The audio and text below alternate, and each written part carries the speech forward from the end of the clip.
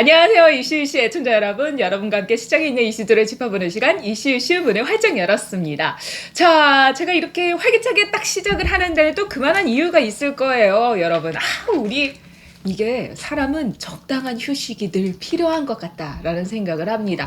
자, 이슈이슈가 2주 휴방한 이후에 3주 만에 찾아와서 아주 그냥 종목들이 날아가고 있어요. 여러분들. 시장에 있는 이슈들을 포착하고 선점했기 때문이 아닐까라는 생각이 드는데요. 오늘 이 이슈들에 대해서 우리가 조금 더 깊이 있게 이야기를 나눠보고요. 또 앞으로는 어떻게 진행이 되는지 알아보도록 하겠습니다. 오늘도 무구선님과 함께 할게요. 선생님 안녕하세요. 네, 안녕하세요.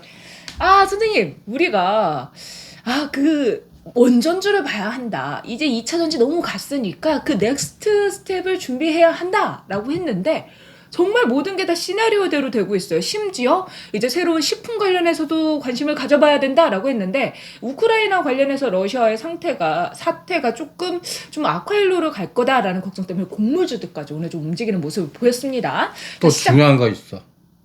건설주. 자, 시장 어떻게 보셨는지 먼저 말씀 청해볼게요. 아주 신나게 보고 있습니다. 가자 현대로템, 가자 현대건설. 그래서 왜 웃냐?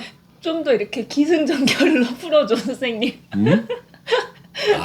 그냥 단순하게 요새는 종목을 어느 거를 어느 구간에 잘 선정해서 가느냐가 하늘과 땅 차이야. 우리 이 얘기 좀 해봐요. 사실 오늘 경제방송 채널 막 이렇게 틀어보다 보면은 장이 안 좋아서 마감하는 상황에서 조금 힘이 빠지네요. 뭐 이런 언급들을 많이 하더라고요. 근데 저는 우리 현대로템 괜찮잖아. 왜? 뭐가 문제야? 라는 생각이 좀 들더라고요. 그러니까 이게 이제 사고 방식이 지수 접근, 매크로 접근. 이게 쥐약이야. 지수는 코스피 코스닥, 매크로는 시장의 뭐 거시적인 변수, 금리, 모든 거. 이러면 보이는 거는 공포를 만들어. XX.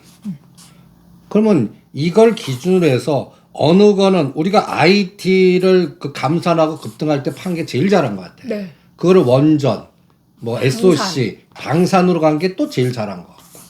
그리고 여기에 의사결정은 갖다 얘기해서 4월 26일 이제 다음 주죠. 대통령이 미국 가는 정상회담. 근데 그 과정에서 나오는 빅데이터를 봐봐. 어때? 가는 과정에서? 그러니까 그 사이에 아직 안 가셨는데 우크라이나 군사 지원한다니. 그다음에 미국에서는 또 때려갖고 현대차 기아 안 들어가. 수많은 그런 환경의 그 변화가 어떤 거를 안 돼, 어떤 거는 돼. 이렇게 자꾸 만들잖아. 그럼 선생님 우리 시장에서 국내 상황 먼저 얘기할까요? 뭐 테슬라 실적표부터 얘기를 할까요? 그냥 편한 대로. 그러면 선생님 미국에서 일단 보조금 관련해서 현대차 기아차 좀 힘을 내려고 할 때 이렇게 탁 찬물을 뿌려버렸어요. 그래서 이제 2차 전지가 쉬어갈 때 자동차주들이 가는가 했는데 오히려 그 틈새 바구니 속에서 이제 또 우크라이나 무기 지원 관련된 이야기가 나오고 근데 무기 지원 전에 선생님 그 미국이 우리나라를 도청했다. 뭐 그런 얘기가 나오고 그러면서 그 과정 속에서 이렇게 무기와 관련된 얘기가 나왔었던 거잖아요. 그래서 그게 오픈이 되면서 이런 얘기가 좀 공식화된 거 아닌가라는 생각이 들어요. 차라리 까고 보자 이렇게. 근데 나는 이거를 정치적인 어떤 그 시각으로 접근하지 말고 우리는 주식 투자자야. 그러니까 경제적인 주식 투자에서 이 여러 가지의 이런 데이터들이 시장에는 어떻게 작동을 할 건가. 그 부분에서 체크할 때 오늘 시장이 딱 얘기해줘. 오늘 코스피 200 종목에 1, 2, 3이 올라가는 게 뭔지 알아? 1, 2, 3이? 올라간 거에 삼성전자 1등 현대로템. 와우. 2등 현대건설. 3등 CS윈드. 4등 LG노텍. 하나솔루션. 갖다 얘기해서 신재생, 방산, 건설. 그러니까 우리 대통령께서는 선택을 한 것 같아. 이 대통령이 혼자 선택하기보다는 현 정부의 싱크탱크들이 선정을 했겠지. 그럼 뭘 선정했을까? 우클릭을 걸로. 우클릭도 일단 중동은 엑스트, 그러니까 중국 엑스트. 중국. 그 다음에 러시아를 건드려도 뭔가 경제적인 데미지는 이미 우크라이나, 물론 러시아에 현대차 그룹이 굉장히 많이 들어가 있어. 그럼에도 불구하고 1년이라는 기간 동안에 벌써 어느 정도 그 리스크 관리 했기 때문에 미국 빨리 들어와. 그러면 그쪽 시장, 중국 시장, 러시아 시장이 막히면 미국 입장에는 더 좋잖아. 그러면 우리 정부는 그걸 선택한 것 같아. 그래, 미국으로 들어가. 들어가는 대신 요번에 이제 내가 대통령께서 가갖고 실무진이 가갖고 받아오는 게 있어야 돼 진짜. 근데 선생님 이번에 그럼 사절단은 어떻게 꾸려갔나 이렇게 좀 보면 그 면면을 알 수 있잖아요. 면면을 알 수 있지. 그게 곧 간단히 얘기해서 원전을 어떻게 풀었냐면 웨스팅하우스한테 지분을 주는 것 같아. 그래서 같이 동반 수주를 하니까 이거는 바로 조단위 수주가 바로 올 것 같아. 그러니까 한전기수, G2파워 이런 두산 에너빌리티는 이제는 갖다해서 동유럽 쪽하고 그 다음에 튀르키예, 터키 이쪽의 수주는 바로 올 것 같아. 네. 그런데 이제 중동 사우디마저도 터지면 이거는 에너지가 보통이 아니겠지. 그러니까 이거는 흔들면서 트렌드로 계속 갈 것 같고 원전은? 한 축이. 그 다음에 미국이 지금 현대차, 기아차 거기에 빠졌으면 바로 공장 짓고 밸류체인 들어가야 되는데 밸류체인 들어가는 종목에서 뭐 관련된 종목이 같이 조정을 해. 왜? 현대차가 누르니까 이것도 뭐 SL이 됐던 현대공업이 됐던 디스플레이텍이 됐던 좀 더 조정했다 할 것 같아. 이거는 SK하이닉스, 삼성전자 시가상위 종목들이 IT하고 시스템 반도체하고 이러한 그 밸류체인은 비슷하게 본주가 조정하면 같이 조정할 것 같아. 근데 그 틈새를 방산이. 치고 나온 거야. 근데 선생님 러시아 그 푸틴이 이거 니네 이렇게 지원하면은 우리 한국하고 관계가 안 좋아질 거야라고 이전에 이미 공식적인 석상에서 얘기를 했는데 우리가 우크라이나에 이렇게 무기를 지원한다, 탄약을 제공한다라는 부분이 어떻게 보면 한국과 러시아 관계가 이제 정말 안 좋아져 버리는? 아니 그걸 선택한 것 같아. 안 좋아져라. 그럼 우리는 그러니까 리스크가 너무 커져버리잖아요. 러시아가 북한을 지원하고 이런 식으로 되면 그래, 지원하라. 트리 리스크가 또 아니 그러니까 커지게 지원하라. 되는데. 지원하라. 그냥 우린 그거를 감안하고 그냥 감안하고 그거에 플러스를 우크라이나 재건에다 승부가는 것 같아. 일단 선점 효과는 있잖아. 그렇죠. 그러면 우크라이나 그러니까 어느 정도 수준까지 지원은 솔직히 모르겠어. 근데 지금 러시아 입장에서는 북한한테가 저 총알 탄약이 화력이 떨어지니까 북한한테 의뢰한 적이 있었거든. 총알을 달라고. 우리도 비슷한 개념이라고 보면 돼. 그러니까 한반도의 긴장 관계는 더 극대화시키는 것 같아. 그러니까 제가 걱정되는 건 이거예요. 이제 이게 북한이 핵 개발을 계속 하고 있잖아요. 근데 이게 뭔가 한계가 있는데 러시아 그 핵 전문가 5명만 파병을 딱 파견을 하면 이미 그냥 핵 관련돼서 기술이 확 늘어나 버린다. 북한이. 근데 지금 북한은 나는 핵 제어력이 반드시 있어. 그래서 이제 핵실험 한다에 전략을 짜야 되는 거야. 핵실험 한번 한다. 전쟁은 못 일으켜.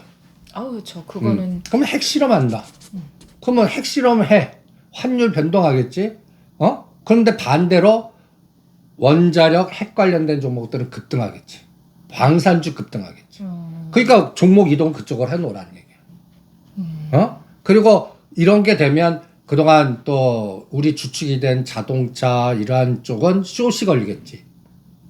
그러니까 그쪽은 피하자는 거지. 그러니까 그런 상황을 다 대처하면서 그러니까 나는 이 시장이 지금 미로 찾기 같아. 이게 꼬여 있어요. 이렇게 이 길을 네. 그러면 이럴 때는 이렇게 가는데 여기에 막혔어. 그러면 일로 확 돌아야 돼. 지금 이미 여기서는 컨트리 리스크 극대화. 그러면 이거는 한국은행이 분명히 조절할 것 같아. 왜? 환율 변동성. 환율 변동성 요새 1,330원 넘으면 간접적으로 때리는 관리가 들어가고 있죠. 그거 요번에 수압 갖고 온 거 하는 것 같아. 그것만 막아주면 되거든. 그리고 러시아가 우리나라 경제적으로 치명타를 날릴 수 있는 에너지 없어.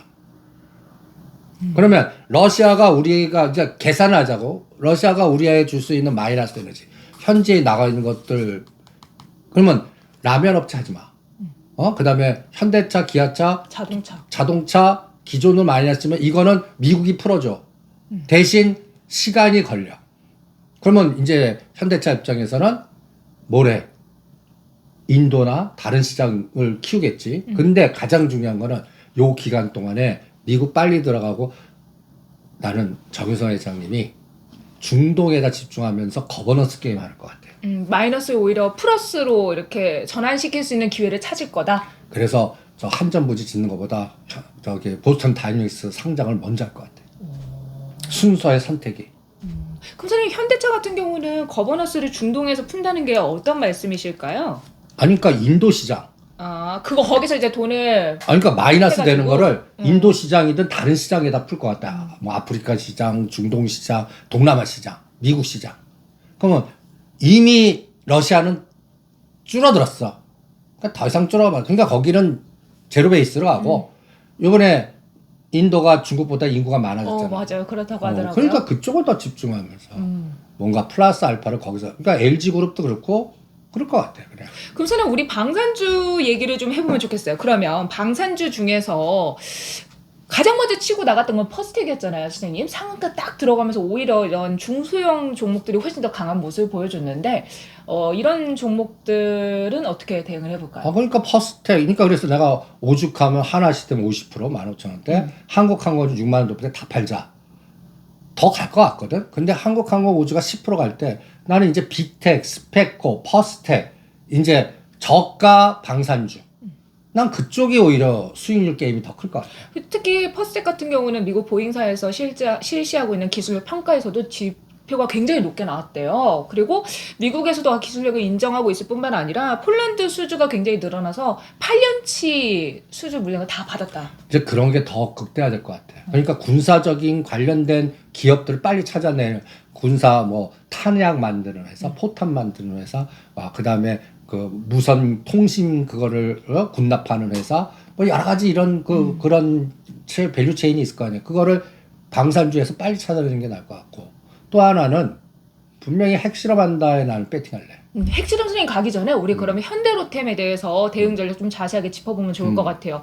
현대로템이 오늘 금요일장 기준으로 강하게 상승을 한 거에는 SRT 고속철도에 1조 원 규모의 사업 최종 적격자로 선정됐다라는 모멘텀이 있어요. 근데 난 그거 갖고도 4만 원 바로 못 가.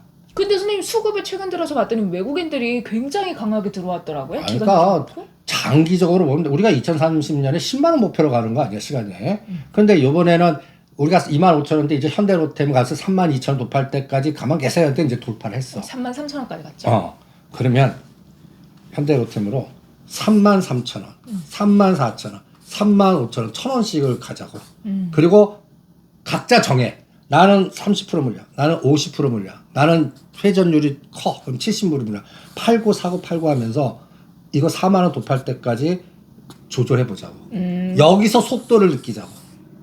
여기서 뭐가 커야 되냐면 우리 뭐 국내에 고속전에 이거 아니야. 해외 수주? 원전. 그다음 현대로템은 또 다시 폴란드 방산수주.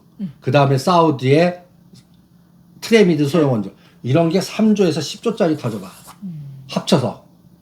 그러면 이건 바로 상한가 버립니다.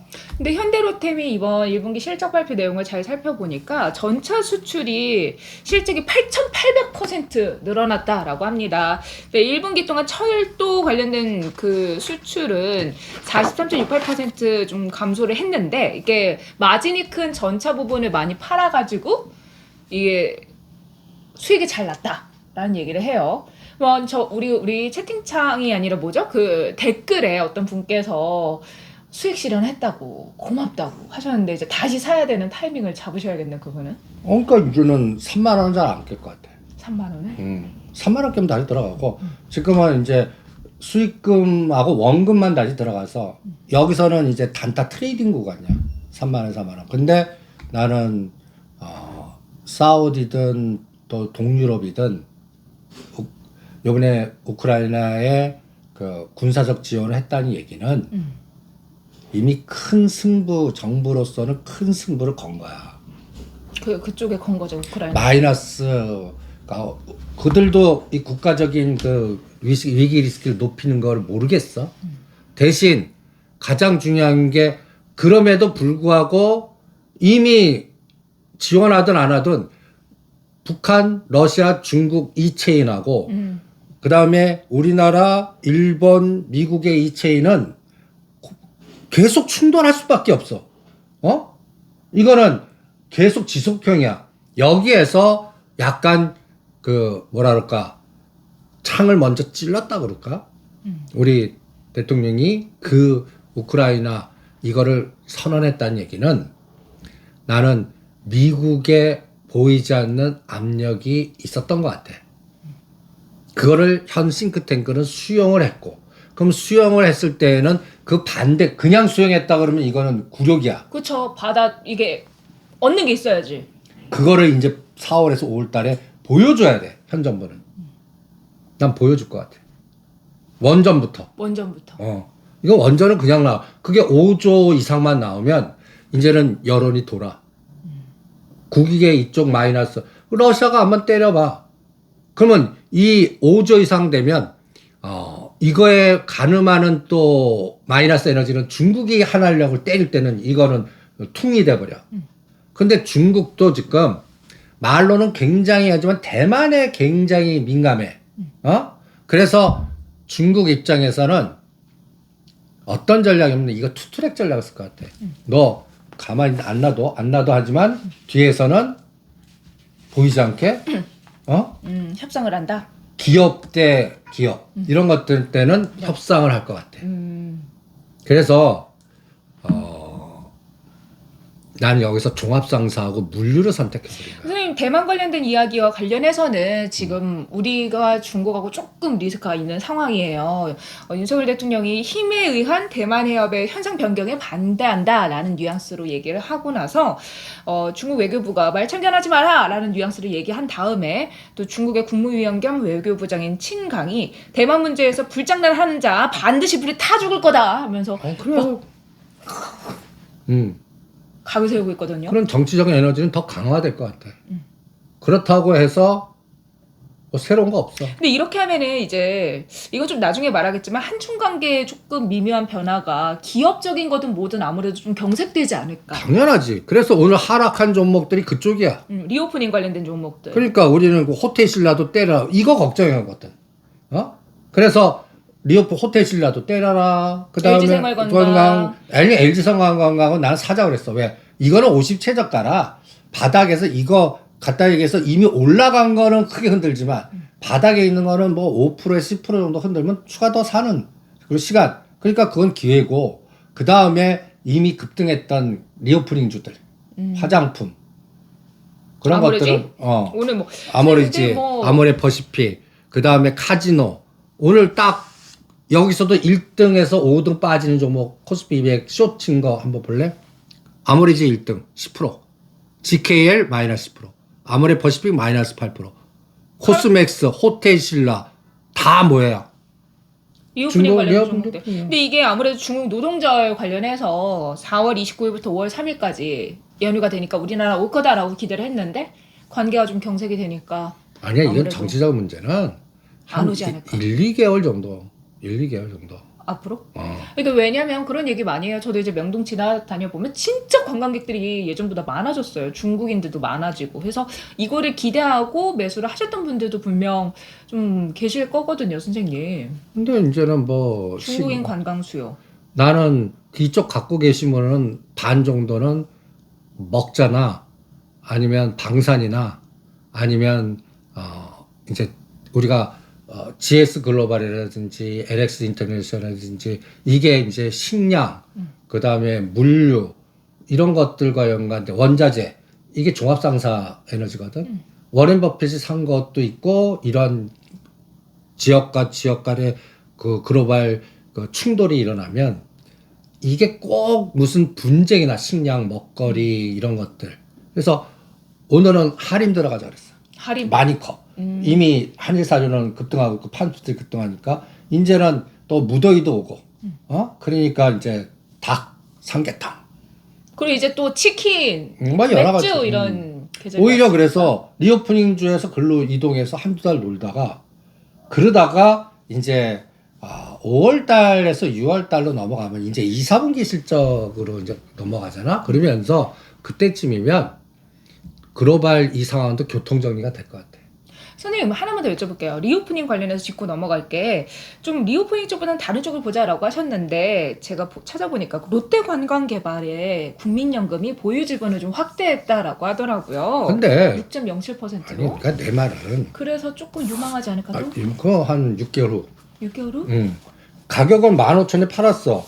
11,000원까지 떨어졌어. 올라도 1,000원, 떨어도 1,000원이 이게 3개월 갈 것 같아. 여기서 이렇게 될 것 같고 이걸 튀려고 그러면 잘못하면 가을. 그러면서 이런 분쟁이 어느 정도 교통정리가 되거나 해결되거나 중국이 경제적으로는 때리지는 않는구나라는 걸 확인됐을 때 지금 리오프닝주의 카지노주 같은 경우는 미국 보면 고점을 막 치고 나가. 그러니까 간단히 해서 미국 그 라스베가스 카지노하고 마카오만 간다는 얘기야. 제주도 안 온다는 얘기야. 제주도로 와야 되는데. 그러니까 이게 한두 달은 걸릴 것 같아. 근데 요새 종목 장순환에 한두 달은 커. 그렇죠. 그러니까 이거를 사갖고 지금 오차가 얼마 안 나신 분은 끊고 이동하는 게 낫고 물려 계신 분은 그냥 찬바람 날 때까지 기다려. 손절할 필요는 없는 것 같아. 지금 상황에서는.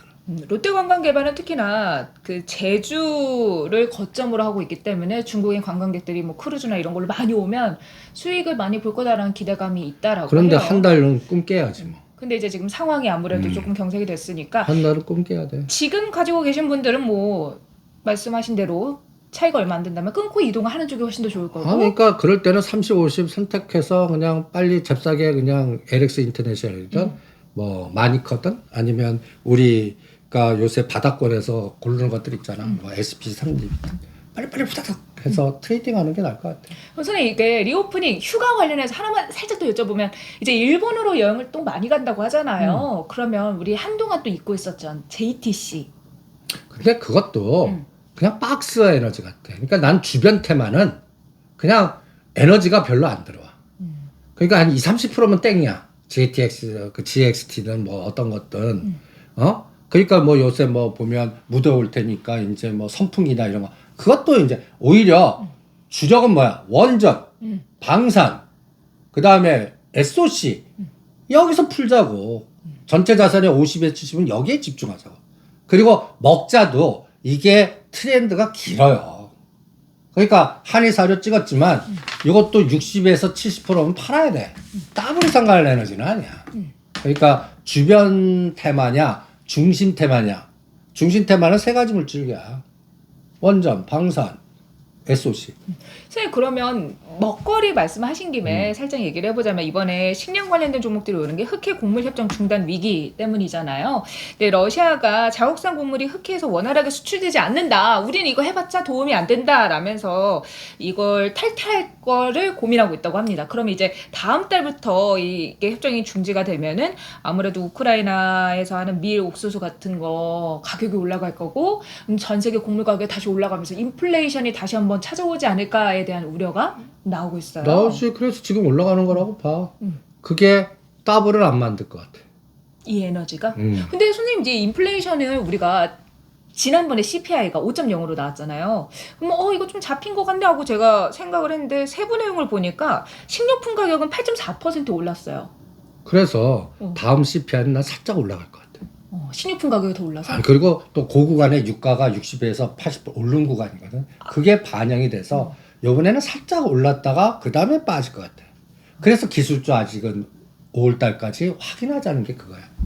인플레이션 관련해서도 그렇고. 이번에 5월 3일날 25pp는 확실하고. 근데 CPI마저도 중순이야 대충. 그런데 그때쯤에 그러면 이게 뭐야? 그럼 기술주가 테크주 박살나는 거고. 그러면 어떻게 또 한다 얘기가 나올 거냐. 우리는 지금 바라는 게 뭐야? 요번하고 땡이야. 그게 싹 들어가는 거지. 지금 그 부분이. 좀 시기적으로 좀 그런 것 같아요. 좀 영국에서도 CPI 발표 내용을 보니까 3월에 10.1% 올랐는데 전월 대비 식품하고 비주류 음료 가격이 19.1%나 올라서 45년 내 최고치. 그러니까 다시 말해서 이런 가격들이 올라갈 거고 또 러시아가 로드스트림 그 가동률을 20%로 또 줄인다고 해요. 지금 가는 거의 절반. 그럼 천연가스 관련돼서도 또 가격이 오를 거고 이거를 비축하려고 했던 유럽 관련돼서도 또 물가가 좀 상승하니까 전 세계적으로 인플레이션에 대한 우려가 조금 더 불거질 것 같은. 그래서 우리 지금 움직이는 종목들이 뭐야? 태양광, 풍력, 원전. 이제 수소도 움직일 때가 됐어. 이런 것들로 하는 게 신재생. 근데 선생님 CS 윈드 이런 거 안 한다고 하셨잖아요. CS 윈드는 내 편견이 있어요. 그 정치권에 관련해서. 그거 아는 게 있기 때문에 어. 태양광과 그쪽 지역에 요번에 내년 총선 때 그거 뒤집을 것 같아. 대장동 같이. 칼잡이 그거 해갖고 막 또 누구 당장 어느 기업이 연결돼 있고 또 뉴스 보면 이 에너지가 나오겠어. 그러면 풍력 말고 OCI 그것도 안 할래. 안 해요? 선생님은 태양 신재생 에너지에선 그럼 그럼 원전만 하자고. 원전만? 원전하고 수소 그리고 오히려 이 중동은 태양광을 할 거야. 그리고 거긴 풍력이 더 좋다는 얘기도 있어요. 뭐 어떻든 건물 사이에? 그러면 때문에. 여기에 직접적으로 그쪽 지역에 나는 그래서 물류를 하는 거야. 그 업체는 물류? 정치권하고 연계해서 그러니까 갖다 실어다 날리는 기업들. 그래서 이번에 태ung 로직스 선택한 거고. 거기가 중국하고 중동의 거점 그리고 현대 롯데 탱크를 누가 실어다 날리는 줄 아냐? 태ung 로지스.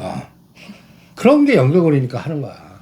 선생님 그러면 앞서 천연가스 그 양을 줄이는 거와 관련해서 GSE와 대성에너지가 수혜주로 좀 거론이 되고는 있는데 이쪽도 하지 말아요? 그거는 뭐 그냥 트레이딩 감각이 난 퓨어셀 들어가는 거 할래. S 퓨어셀, 뭐 범한 두산 퓨어셀, 퓨어셀, 뭐 이런 범한 것들. 퓨어셀. 이게 이제 천연가스 급등하면 그런 정도의 또 다시 작년도 같은 에너지가 한번 나오나. 그거 할 때 또 수소 일진다에 일진할 수 같이 갈 것 같고. 수소가. 이게 또 부울경이야. 요번에 포스코 그룹이 급등했잖아. 네. 근데 요번에 경제 사절전에 포스코 그룹이 없어. 왜 없지? 이제 넌 갈 필요 없다. 너무해. 근데 선생님, 혹시 그거랑 관련이 있나요? 포스코가 전에는 철강회사 이러는데 철강회사 탈피한다 이래가지고 안 들어간 건가? 아니야. 내 생각은 거기에 지금 구조가 현 정부에서 뭔가 이제 교통 정리를 해야 돼. 그리고 공기업들이 하면 협상할 한국전력 왜 가냐? 이제 미국이 상무부 통해서 전력 요금 니네들 싸게 쓰는 걸 보조금 갖다 해서 또 탄압하려고 그러거든. 이거 풀라고 또. 그거 빨리 가는 거고. 그리고 포스코는 이제 기업 가치가 어마무시하게 커졌잖아. 그러면 이제는 그러니까 갖다 해서 포스코 그룹에 하면은 내치, 그러니까 자체 부산 지역 부울경에 더 집중해라. 오히려 국내에 집중을 해라. 이제는 니네들 그러니까 포스코 그룹도 봐봐. 태풍으로 수해 갖고 뭐 고으로 물 들어가고 막 갖고 그때 공포에 그때 산 사람들이 대박 아니야. 그때 산 사람들이 대박이라고. 그때 뭐 해서 포스코 그룹 망한다 뭐 그때 딱 마찬가지라고. 그래서 이제는 포스코 그룹이 담보 가치를 딱 잡아 갖고 나는 부산, 울산 이쪽 라인에 뭘 할 것 같아. 부울경 그게. 그래서 오늘 나는 KOTC 종목도 하나 추천했어. 장외. 그거는 이제 거래가 돼. 포스코의 건설 여수 남해 해저 터널을 건설하는 포스코 계열사. 포스코 계열사. 갑자기 이름이 생각이 안 난다. 포스코 인터내셔널이니까 포스코. 자료 선생님께서 카페에 올려주시니까. 올려놨어. 선생님 그러면 그거 말고 상장되어 있는 그건 지금 거래소에서 상장되어 있는 DLENC야. 두 개가 붙어.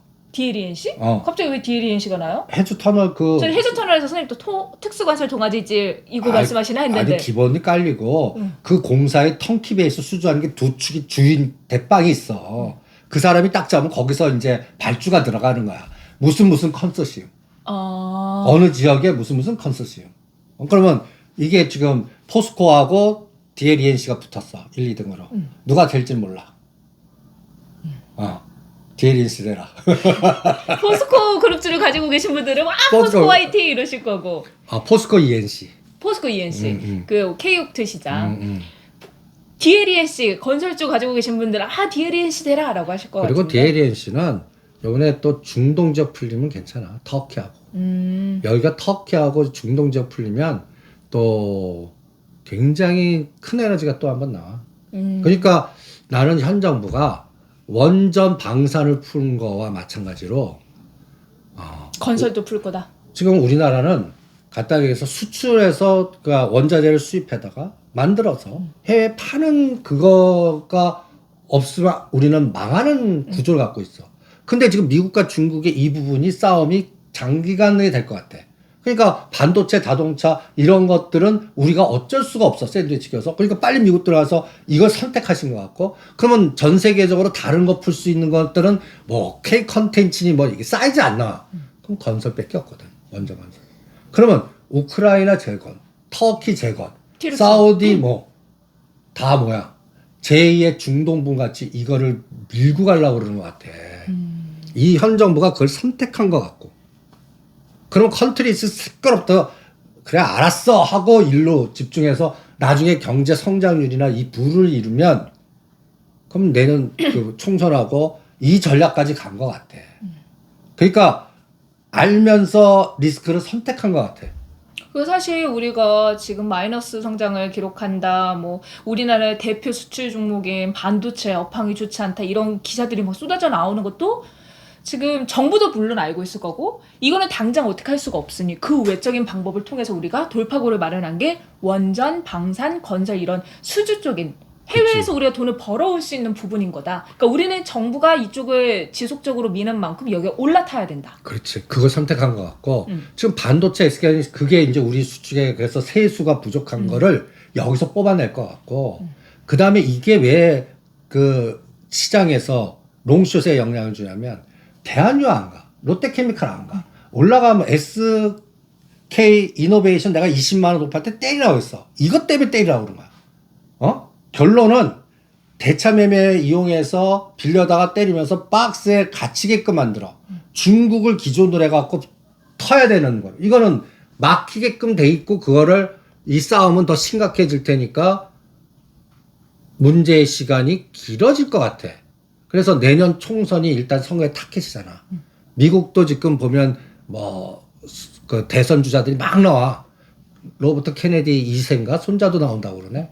그러면 바이든 대통령이 좀 식겁할 것 같아. 그러니까 이런 노이즈들이 그러면 현 정부 이거는 우리 길게 봐봐. 다음 정권 바이든 안 되면 되는 거야. 다른 사람이 되면 또 정책이 바뀐다.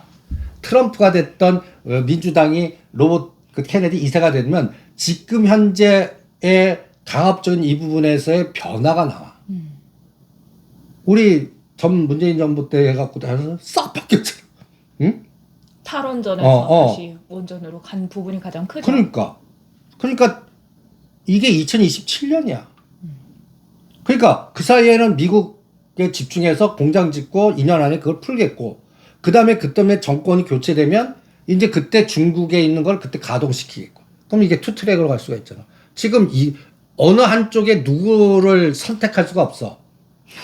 이쪽 선택하면 근데 지금 현재에서는 중국을 선택하는 것보다 난 미국 선택하는 게 1, 2년은 잘하는 것 같아. 근데 중국도 너무 때리가 개별 기업으로 우리 그러니까 개별 기업 사절단을 자꾸 보내야 될 것 같아. 우리가 정부적인 정부 차원에서는 이렇게 하고 기업에서는 또 따로 이렇게 저 미국 무서워서 저러는 거니까 알잖아. 이렇게 알잖아. 좀 다 이렇게 해서 뭐 비즈니스는 하자. 관시 그렇게 지금 그런 작업을 하는 것 같아요. 약간 그런 게 필요한 것 같아요. 우리는 완전 우클릭했다. 친서방 미국 쪽이다. 딱 하고 나서 끊어버리면 또 나중을 위해서 어떻게 할 수 없으니까 정부의 입장이 이렇지만 기업은 또 다른 차원으로. 그래서 근데 또 그거를 미국이 딴지를 걸 수 있잖아요. 야 니네 투자하면 어떡해? 이렇게. 투자보다는 기존에 있는 거를 쿠션 돌려서 파는 거지. 새롭게 투자는 힘들 것 같아. 새롭게 투자는. 그러니까 걔네도 부품 쓰는 거는 우리가 G70도 왜 안 돼? G70도. 중국 부품 써서 안 된다. 그럼 빨리 바꿔야지. 그래갖고 보조금 받아갖고 빨리 해야지. 그래서 내가 왜 저 한전부지 건물 짓는 것보다 내가 미국 왜 들어가는 게 먼저다. 미국 들어가면서 요새 이제 로봇 보스턴 다이나믹스가 무지 언론 빅데이터 플레이 할 거다.